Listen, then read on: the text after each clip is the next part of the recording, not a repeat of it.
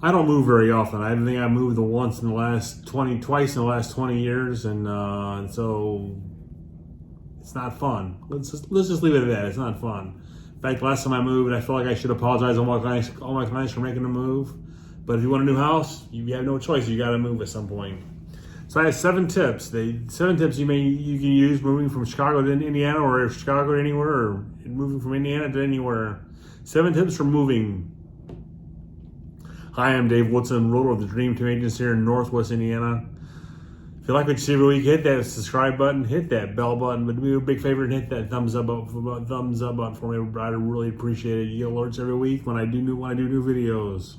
So I have with me 7 tips for moving to Indiana, or actually moving anywhere, but move to Indiana. And use me as your ruler. That's the best tip I can give you.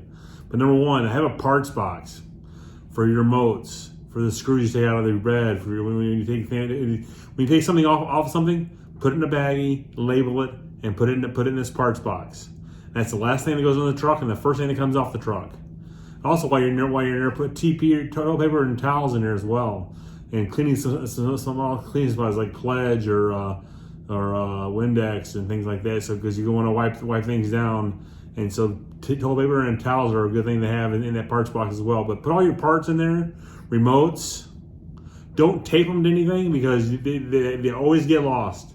I spent 2 years looking for screws for one thing, and I finally found them. It was in a separate box, and it drove me absolutely insane forever because I couldn't find this certain parts that I had taped to the stand. My wife took it. I blame my wife. Let's leave it at that. Number 2, plan ahead. I'm hearing there's a shortage of moving trucks right now coming out of Chicago, New York, all those big cities. People want to get U-Haul trucks, and they're just not there anymore. They're just not. They're all booked up. So so plan ahead. You may rent a truck if you may move your clothing or anything like that because you can't get a truck, or do number 3. Temporary storage, U-Haul, My Box, the pods. I can't remember what else they're called, but they have all temporary storage as well.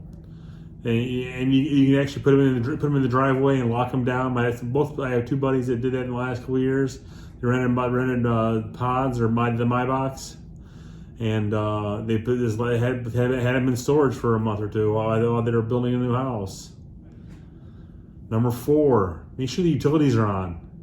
Nothing like getting into a new house in a new city and realize the electric's not on, the water's not on. If the water's not on, you can't go to the bathroom. So make sure the utilities are turned on before you move. And it's just usually a pretty simple thing. It's a simple phone call to the water department, to here in Northwest Indiana as NIPSCO. Number 5, vet your moving company. Don't always go for the cheapest. I said this before in another video.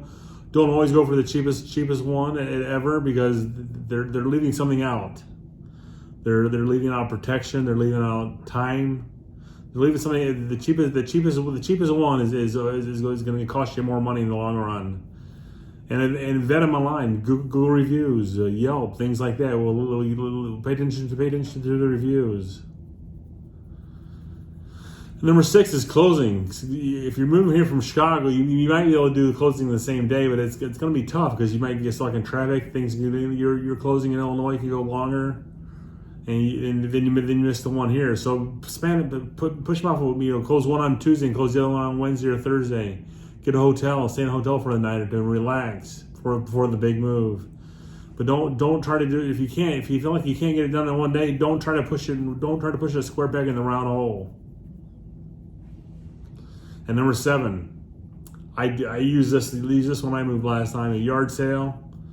Get rid of things. And I had so much crap in my basement. It wasn't even funny. But I did a yard sale. What was left when either went to Goodwill or I put free on it and put it in the front yard. Within a half hour, an hour or so, it was gone. And it was no longer my headache.